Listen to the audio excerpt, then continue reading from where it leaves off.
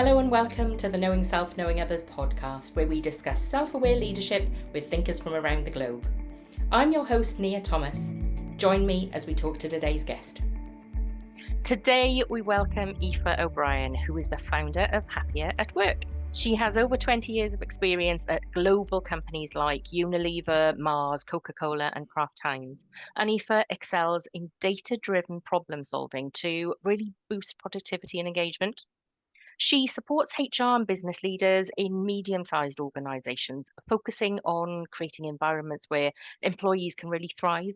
And she's got a particular professional interest in imposter syndrome. And we'll definitely be talking to her more about that in a little while. She is also the host of the hugely popular and highly acclaimed Happier at Work podcast. She holds an MSc in Work and Organisational Behaviour, and she's a member of the CIPD. Join us as she shares her insights on fostering happier workplaces. So tell us, Aoife, how were you first drawn to happiness in the workplace?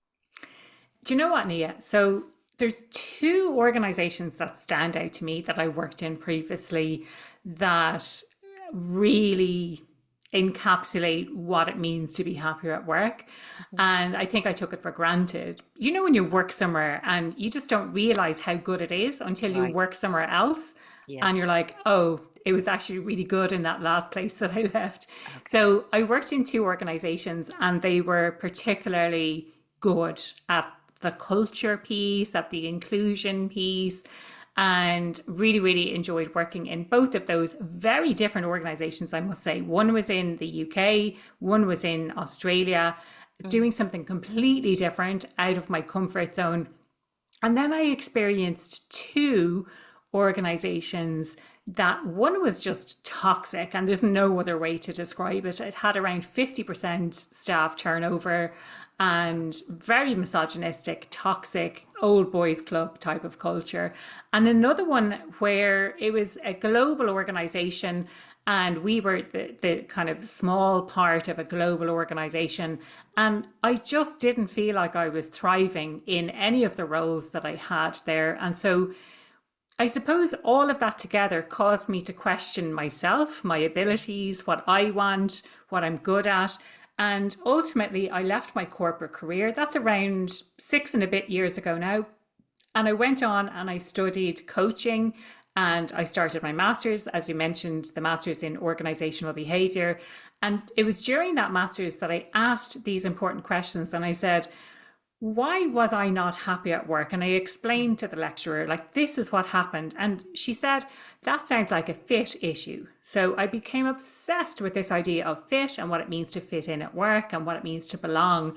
And I did my article or my paper on that. And then I did my dissertation on this concept of fit. And I didn't tire, and I still haven't tired of that entire concept. And so that's kind of what brought me on this journey. And I suppose for me, that's what it meant to be happy at work. So I took all of the research that I did and I said, right, this is the research. These are some additional things that I've become aware of. And I've put together this framework that explains what happiness at work actually is. Oh, amazing. Are you finding that other people are talking to you about this? I suppose it's quite a shock to the system when you are in an organization that operates in one way and then you move into another organization, you think, oh gosh, this really is different. Yeah. Are you finding people are talking about that? I think there's a couple of different ways that you can look at that. So the first way, I think, is that all organizations are slightly different. And if you join a new organization, you still have, for want of a better word, a hangover from how things were done in the last organization. You're bringing that with you into this new place, into this new role. You know how to do things a little bit differently. You're trying to find your feet with the systems and the processes and the people, all of that kind of thing. So that's kind of one way to think about it. That's always going to happen because it's always going to be a little bit different. You'll feel a little bit like Bambi in the headlights where you're like, I have no idea what's going on here until you get to grips with it. However long that takes, it could take 3 months or 6 months or 9 months or a year. But then there's the other side where it's like, I went from this amazingly positive culture into And it took me a while to put my finger on it. It took me a Mm. while to be like, this is actually toxic. This, and I probably didn't even have the language at that time. It's only looking back. But it took me about 2 months to be like, something's not right here. Something's going on. I do see other people talking about that, but more from a personal perspective. Or also, and on my podcast as well, we talked about the onboarding process and how important that is. Rather than just letting people sink or swim, how do you have a proper process in place so that they understand what their new role is and why they were brought in and all of those wonderful things. So I think on a personal level, hearing people's stories of moving roles, going from somewhere that you thought was okay to somewhere that was terrible, and then on to somewhere else that is amazing, but maybe you have a challenge with a particular individual in the organization as well. Yeah, that resonates the way you've described that. And it's a shock to the system. I think if you Mm. worked in a bad organization and you go to good, it's wonderful. Yeah. But if you've been in a good one and all of a sudden you step into a bad one and you hadn't Yeah. realized that this was a thing, that can be a Yes. real shock to the system. 'Cause I you don't. think I think that's the problem, that when you have it good, you don't realize and you completely and utterly take it for granted. Like I thought this is how work is. It was always a positive experience. I was always rewarded. I was recognized. I really enjoyed what I did. I really liked my colleagues. And then you go somewhere where you're like, this is really not the place for me. And it can be driven by one thing or another. You know, from the research I did, I focused on this idea of environment and the person and how they are in that environment. But there are other aspects to it as well, like your direct supervisor or the role itself. There are different aspects that impact on our experience of work.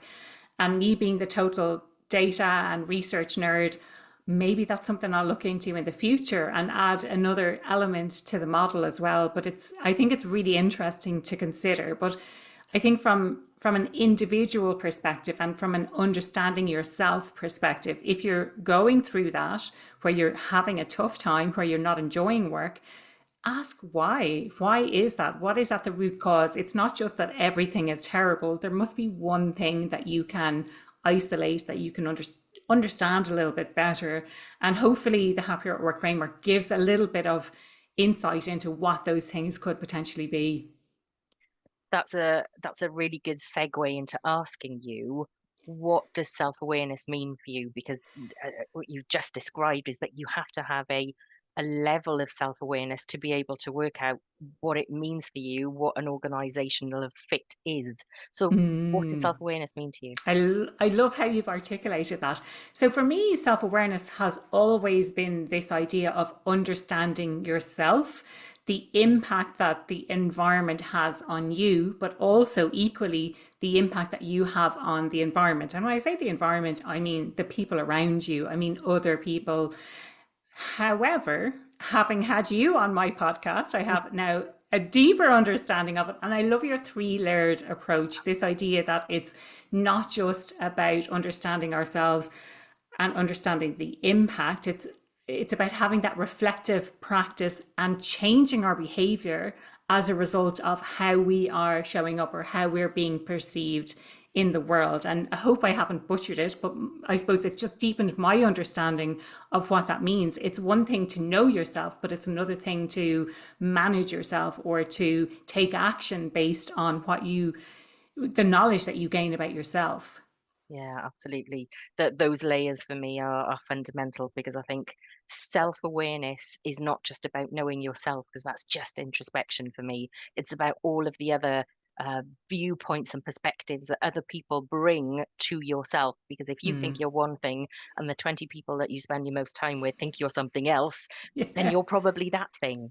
So I think that Yes. it's a real good moderator. You talk to us about your Happier at Work framework. What is it? How can it help people? What is its structure? What is its purpose? Yeah, so for me, it all comes from the research that I did, and I won't go too academic on it because I know, not everyone loves that. Like I love it. I imagine you love nerding out on those academic type of things as well. But for me, it boils down to three pillars. So, what came out of the research I did was the importance of values and understanding the alignment between the values of an organization and the values of an individual. And I'll go into these in a bit more detail once I've explained the model. And the next was about need satisfaction. And that was an eye opener for me because I was like, needs at work? Who has needs at work? And again, I'll go into that in a bit more detail. And then the third element, from an academic perspective, they talk about demands and abilities and your ability to meet the demands of the role. That was the least important factor. But I've kind of switched that to talking about strengths and whether or not you're getting to use the strengths that you have at work. So if you imagine they're the three pillars, but that needs to be underpinned by psychological safety at work, because you have to feel free to be able to express yourself, to feel safe in the environment, to try, to fail, all of those things. And then it's overpinned by this idea of leadership and having effective leadership in place to execute on those three pillars. So I'll talk one by one across the pillars. So the first idea, that the values and the importance of values, I mean, in relation to self-awareness, it's knowing what your own values are. Knowing, first of all, that you have core values as an individual, because I certainly didn't know that. I knew that our company had corporate values. I knew that those corporate values had nothing to do with my day-to-day experience at work. And the example I like to use is that one of the core values was simple, and it was the most bureaucratic organization I had ever worked in. So there's a total mismatch there. And it really drives a lack of trust in leadership if they're talking about these things like, oh, simple, and these are our values. And so the first thing I would say about values is, as an individual, understand what your core values are. And that's not an easy process, and it's not a quick process. It will take time, and it will take an investment of introspection to understand, well, what is it that's really important to me? Some things I find that really help are looking at what are the behaviors that you really detest in other people. So are there particular things that really bother you about, and I mean it about their behavior, how they show up in the world. And that might give you an inclination as to what is important to you. So if someone shows up being really boastful and bragging, then maybe humility is something that's actually quite important to you, and that's a core value of yours.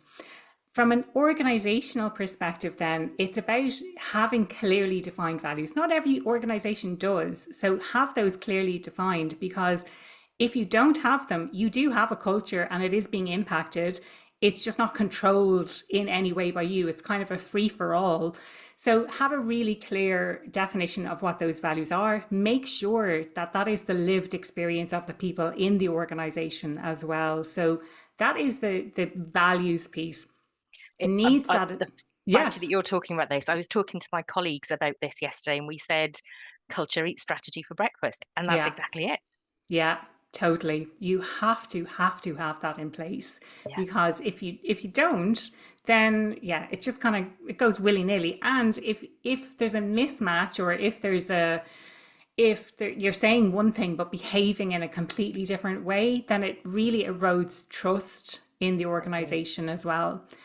So the second element is the need satisfaction piece. And I did my research particularly on this self-determination theory, which is, it has three elements of motivation from a need satisfaction perspective. So those three elements are autonomy, relatedness, and competence. Autonomy being a sense of choice and control over what you do and how you do it. Relatedness, then, I associate with, like, how do you get along with other people?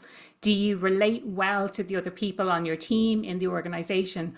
But also, how do you relate what you do on a day-to-day basis with the bigger picture of what the team, the department, the organization is trying to achieve? And also, how do you relate what you do on a day-to-day basis in the bigger, grander scheme of your life? Can you make a connection between what you're doing at work and what you want from your life, essentially? And then competence is the third one. And this is an idea of feeling capable of doing your role, which is why feedback is so important. And when you have too much competence, you might feel like you're bored or you're not challenged enough. So it's really important to have a degree of challenge with that. You're not just doing stuff you can already do, but you have a sense of challenge in the day-to-day work that you're doing. And then if you have too little competence, maybe you feel like an imposter. You could feel total imposter syndrome with what you're doing. So those are universal needs. Everybody has them.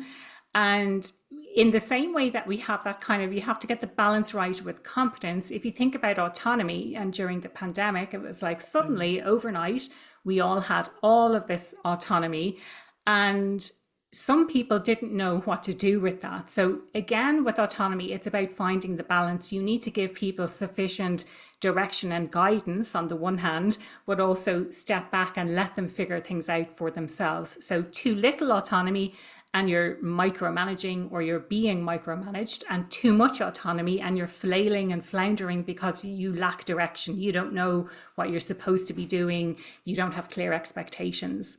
So that's all around need satisfaction. Those are the three universal needs that we all have. But of course, as with everything, we have unique needs as well. So someone might have a need for status or power. Someone might have a need for a higher purpose that they're serving. There's lots of different needs that people might have. The thing with needs is you may not know that you have needs, or where they're being satisfied and met, or whether they're not being met.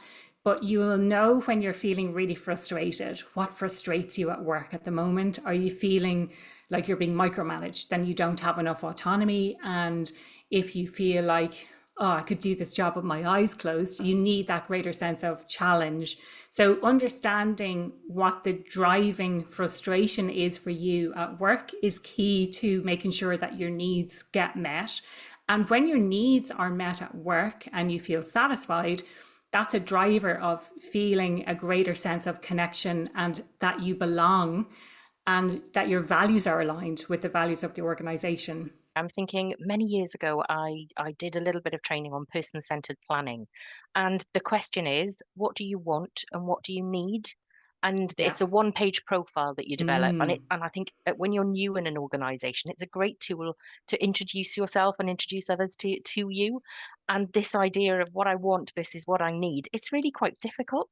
Yeah. You know, for me, it's I need to be fed by 12:30 lunchtime, because after that, it just goes downhill. But those kind of things, you really do have to think about them, don't you? Yeah, you do, because I think we don't automatically know, because we don't talk about these things at work. We don't. I certainly never knew that I had needs at work. Interestingly, these things can be applied in your personal life as well, where you feel frustrated. But coming back to the workplace, we need to just get it out in the open and talk about that. And I love the idea of having a one pager. What do I want? What do I need? And really thinking about what that is. You might struggle with what that is, but I'm hoping that this gives a sort of a framework, at least hitting those top three, the autonomy, relatedness and competence bits, hopefully goes a long way to thinking about, okay, so where are my needs not being met and what do I need? I need challenge and I need direction, but I also need the freedom to figure things out and to make mistakes, and that's okay. So I think thinking about what it is that you need at a deep down level, and making sure that those needs are satisfied, and having those sometimes difficult conversations with people about what those needs are and how to get the needs satisfied as well. Yeah, definitely. And your third pillar? My third pillar is about strengths. So that is, I've kind of changed the language on it, because from an academic perspective, it's the area that we focus most on. If you think of a job ad, if you think of someone advertising a job or even an internal role, they lead with, these are all of the things that we require of you. And we don't really talk about the strengths that someone needs to have to fulfill that role. And we don't talk about the culture, we don't talk about the values, we don't talk about how you will be satisfied and rewarded in this role. So I'm putting it as my third pillar because it's the least important factor. I'm changing the language to strengths because this demands abilities thing, like I said, is the least important factor, but I think strengths is actually really important. Understanding what your strengths are. Do you know? Can you honestly say to yourself that you know what your strengths are? Do you have open conversations with your team about each other's strengths? I know we certainly didn't when I worked in a corporate environment. Do you know what each other's strengths are, and do you openly talk about those? Can you pair people who have complementary strengths? So maybe one person is a visionary, big picture thinker, and another person is more detail oriented and can outline the steps to get there, or it can challenge this big picture airy fairy thinking and rein them in a little bit. Yeah. And they would be a good pair to work together. So the strengths piece is really about understanding yourself better. So maybe this is where the self-awareness piece comes in, understanding more about yourself and your strengths, what you bring to the table. Maybe when you use, this is something that's come up in conversation recently as well, when you use your strengths too much, then how does that hinder you? Because we can use our strengths too much and then it becomes a weakness as well. So I think having that feedback and having that loop going on for yourself to continuously understand yourself and how you're showing up and how you can improve. So with all of that in mind, your three pillars, for you, what does a happier workplace or a happy workplace look like, be like, sound like? I think that it's different for every single individual. And so if you think of it from the perspective of the framework, there could be some things that are more important to some people than others.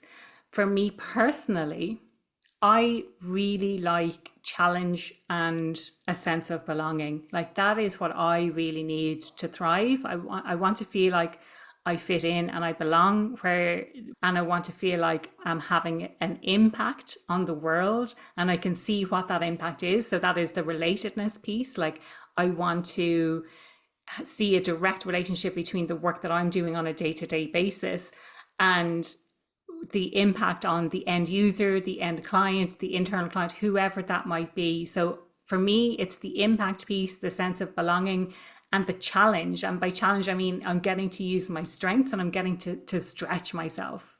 You also talk to us about your interest or your particular focus on data. So if we think about what you need in a happy workplace and your interest in data and detail, how does all of that come together to support you or drive the work that you do now? Really great question. So a few years ago, probably 5 or 6 years ago now, I took this quiz called the Sparky type. It's spelt how you might think, so spark and then with an E, Sparky type.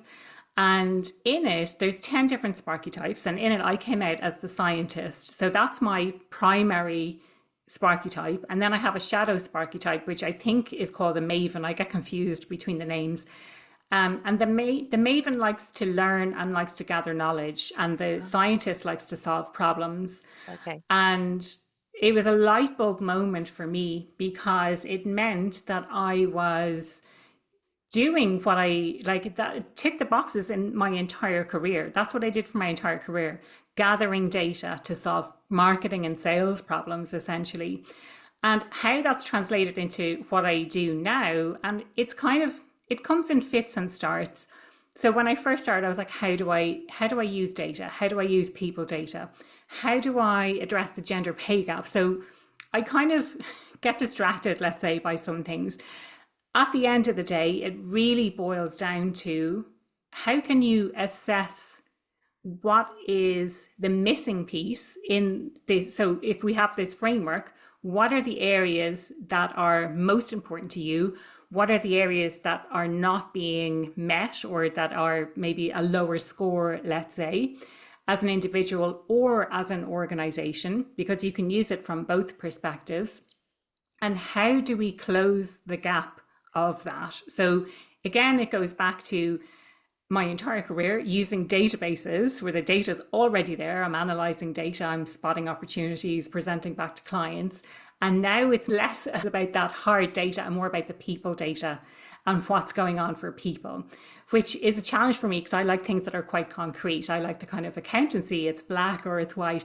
So this is a challenge for me, but I still love using those types of insights to help people to understand a little bit more about what they need to do differently in order to create those happier working environments. So hopefully that gives a flavor of how it's translated from a career and a lifetime of analyzing data to, okay, now I have the opportunity to have an impact on people's working lives, which for me, if I think of problem solving and that being the core of what I do, the biggest problem that I see or that I personally experienced is that most people are not happy at work. Interesting that you're talking about the people data, because that is so nuanced and so difficult to pin down, isn't it? The Yeah. one that always comes to mind when we're talking about those kind of people related surveys is the NHS survey, so the National Health Service in the UK. When you're working with organizations and they are looking for data-driven answers to a problem that maybe they don't even know what the problem is in a level of detail yet, what kind of challenges are they having, and how are they using that data to put those solutions in place? The solution that I'm looking to build at the moment is, so at the start of this year, I was like, I want to take this and I want to turn it into a technology platform so that it's something that people can use themselves as an organization. They can use this, they can add it into their own people systems, if you like. Another time I had this idea that it would be like a centralized hub where people could come to and they could access tools and resources. And then there would be a host of consultants, let's say, that they could work with to drill into this very specific area. Because if you think about, I suppose, the breadth of happier at work and all of the different aspects, I can't talk to absolutely every single bit. I suppose for me and my perfectionist tendencies, I want to make sure that it's as comprehensive as possible.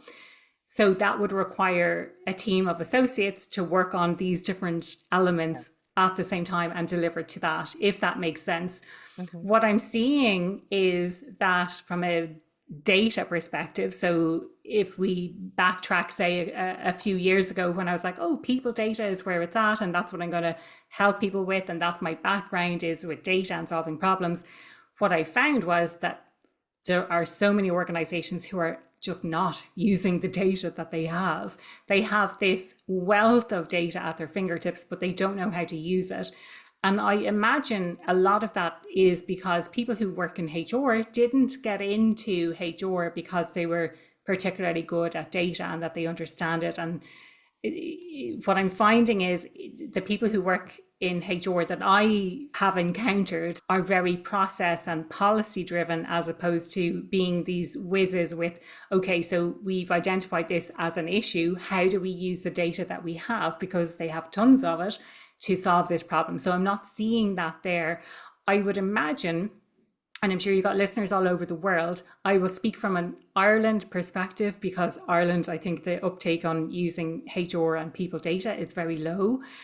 But from the UK, I think you're a little bit more advanced. And I would say the US and maybe other parts of Europe are a little bit ahead further than that.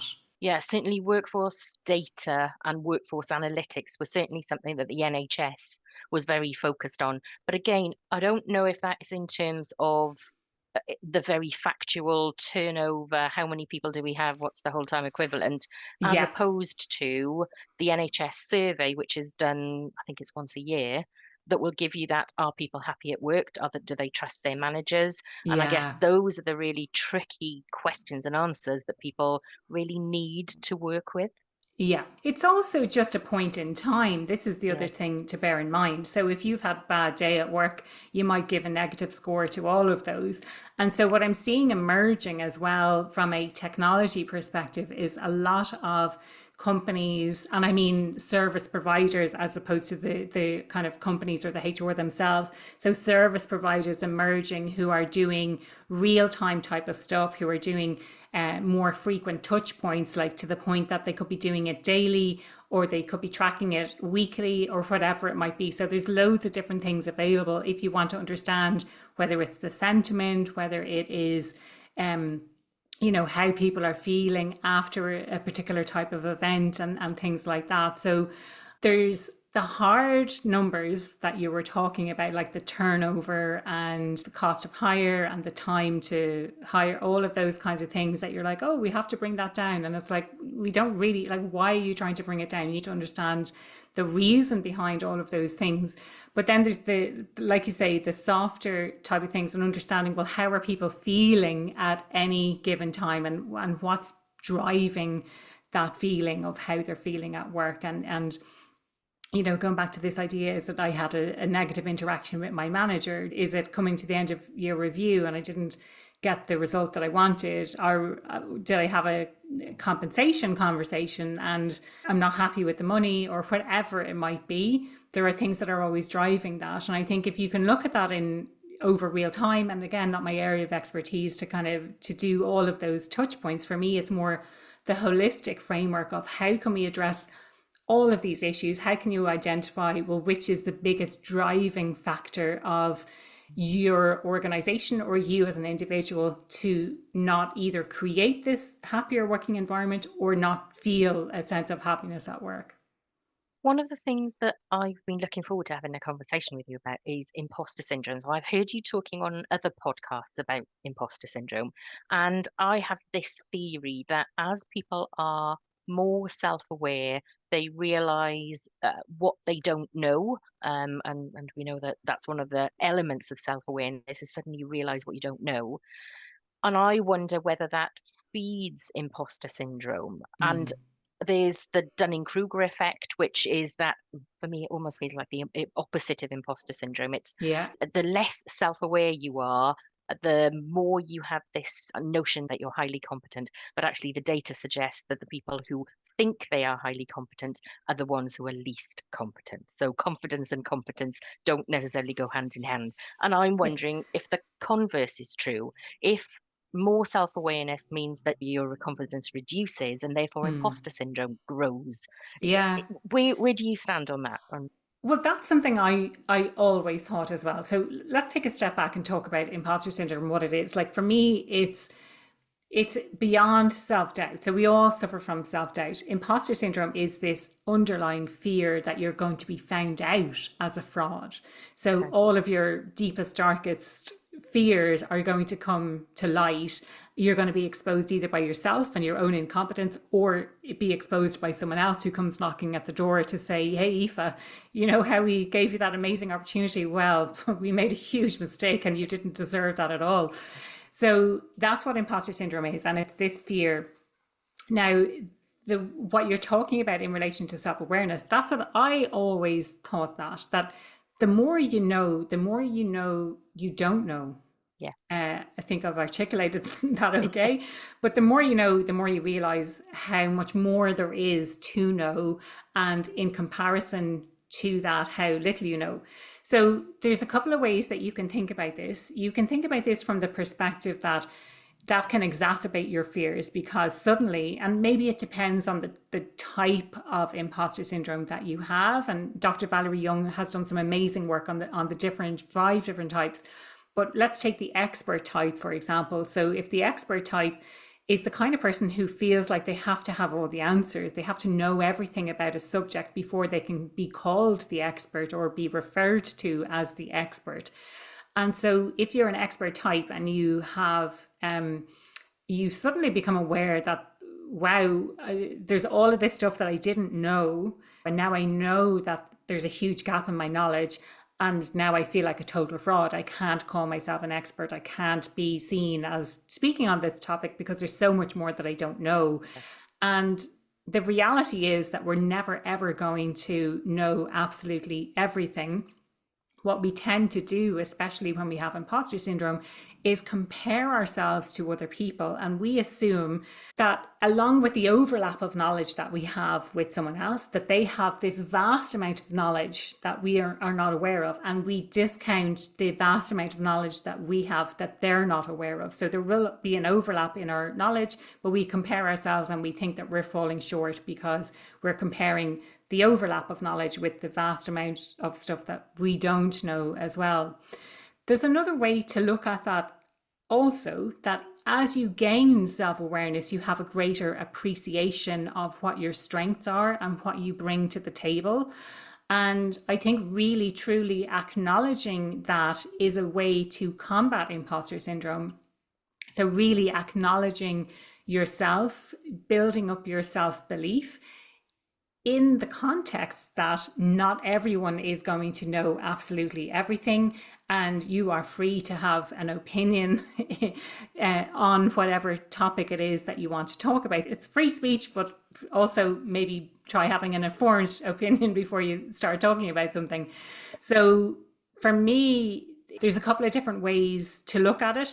I'd be more inclined to agree with you that the more we know we don't know, the more that we can feel this sense of imposter syndrome, both from the expert type. And I'm also thinking, because I have a huge perfectionist tendency as well, that is another one of the imposter syndrome types.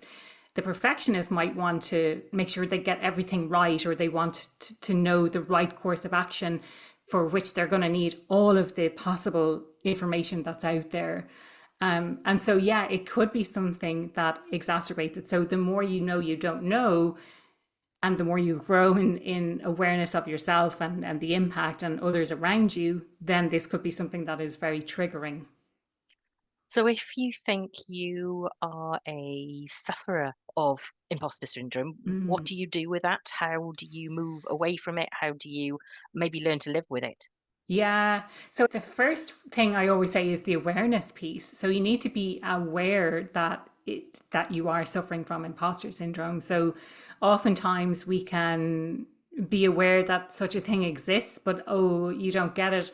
I really am an imposter. So the awareness that it could potentially be imposter syndrome, the acknowledgement that it is imposter syndrome that's driving the behaviors. And someone challenged me one time on LinkedIn a few years ago and said, why do you call it suffering? It doesn't have to be suffering from imposter syndrome. And my challenge back was, it doesn't have to be suffering from imposter syndrome, but if you're holding yourself back in some way, if you're doing something that impedes you getting what you want from life or achieving your goals or whatever it might be, then that is suffering, because you know you're not reaching your full potential. So first of all, again, I have a model around this, and I've always talked about the ABC. So A is for acknowledge that it is imposter syndrome, give it a name. And again, when I first started talking about imposter syndrome, people were like, I can't believe this is a thing and it has a name. I've been feeling like this for years, and I've been hiding it, and I've been keeping it a secret because I thought I was the only one. So just knowing that it is a thing and it has a name, I think is a great place to start. I talk about B then for belief. So build up your own self-belief. How do you do that? Is that getting feedback from other people? Is that doing some inner work on yourself to build up your belief? Is it keeping a folder of testimonials of lovely things that people have said? So when you've had a terrible day or got a rejection, you can refer back to that folder and you can, help yourself to feel a little bit better. And then I talk about C, which is courageous action, because people think that they need to feel confident in order to take action. But really what you need to do is commit to taking action. And when you make that committed action, so it might be one small step that you can identify. And for anyone who's listening today, think of one thing that you feel like imposter syndrome is holding you back from. And what's one small action that you can take? When you start taking those small actions and you're having a mild amount of success with that, it builds up your confidence to start taking bigger steps and more action. Now, I like to also reframe this idea. So we have this view that something is either a success or a failure. But what if you shifted that view that everything that you're on this journey, and it's not success or failure or pass or fail, it's I'm on this journey and I've had a setback. And the setback on this journey is a learning opportunity for me. What will I do differently the next time? And then, so that's all about courageous action. I've recently added in kind of this bonus thing, because what I was realizing was people were getting in their own way and they weren't taking that action. And my bonus one, so there's A, B, C, and it's D, is do it anyway. So you feel like an imposter and you don't want to speak up in a meeting, do it anyway. You feel like you don't have the confidence to stand up on a stage and present, do it anyway. One of my past podcast guests, actually, I've seen her talking about this. I don't think we explicitly covered it on my podcast, but she was talking about these imposter feelings. And she talks about it from a, you can do this and you can also do this at the same time. So you can feel really uncomfortable while also having a difficult conversation. So just because you feel uncomfortable, just because you don't feel confident, doesn't mean that you can't still do those hard things that you think are hard. Just another, I suppose, slight aside or note to add on that, we often perceive other people as being really confident when actually internally we can't see how they're feeling. So maybe they're feeling really nervous, but they're not projecting that on the outside, because who wants to listen to someone who's projecting this image of being really nervous? But then when we are internalizing what's going on, we neglect to take into consideration how other people are feeling inside. So we might be feeling really nervous and we look around and think, wow, no one else is feeling nervous. That's because you can't see how they're feeling. So bear that in mind. I think that other people have these internalizations and they could be projecting this image, but actually you're the only person who can feel what's going on for you inside, and maybe they're feeling exactly the same way. When you talked about your C and D, I was thinking of Susan Jeffers' book, Feel the Fear and Do It Anyway. And I think yes. And it's absolutely that yes, Yeah. you can be feeling awkward, but actually you step onto the stage anyway. Yeah, And, exactly. then you do need that courage to be able to do that. Exactly. So before you go, tell us a bit about your podcast, because it is hugely successful. How did it start? What brought you to the idea of podcasting, and where are you going to take it? Yeah, really good question. So for me, why did I start? Because I love listening to podcasts. I will devour podcasts. And I love listening to yours. I love the insightful conversations that you have. I was listening to the one, and I can't remember the lady's name, but it was about incivility at work. And I was like, ding, ding, ding. Yes. Yeah, amazing. Like just incredible insights in that. So for me, because I love listening to podcasts, I had an idea and a microphone. I think I was midway through my master's at that stage. And I just thought, why not? And I'll do it. And I probably went in completely blind, had no idea, but I just did it.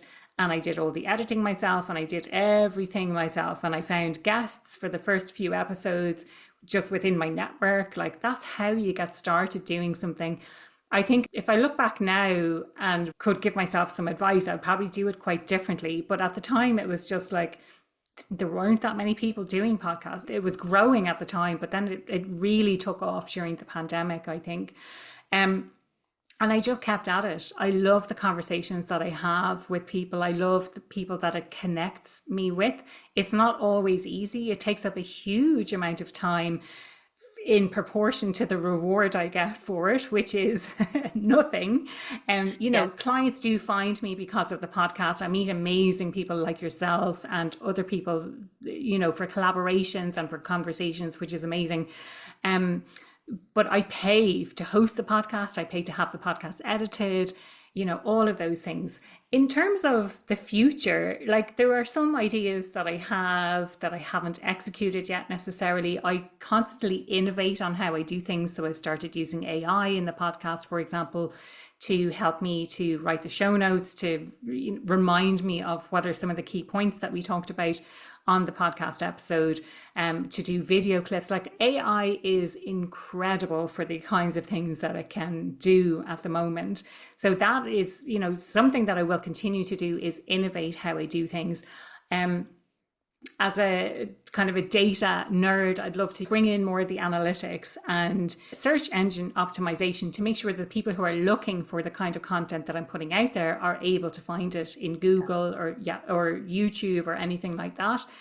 It is available on YouTube as well, so that's something I've done. But I'm also toying with the idea of having other formats. So one recent thing that I did, I used to always have a synopsis at the end of every episode saying, and here's the key points and the takeaways. I've split that out. So now it's 2 episodes instead of 1. So if people want to listen just to the kind of highlights or the, here's the key actions, if they're taking their dog out for a walk for 10 or 15 minutes, they can listen to that episode. But another idea I had was answering listener questions. So in a 5-minute blast, tell me what your question is, and I'm going to answer that on the podcast and do with that type of format. Having said that, I will put a caveat and say it's, as I mentioned, an extraordinary amount of work to do what it is that I'm doing already.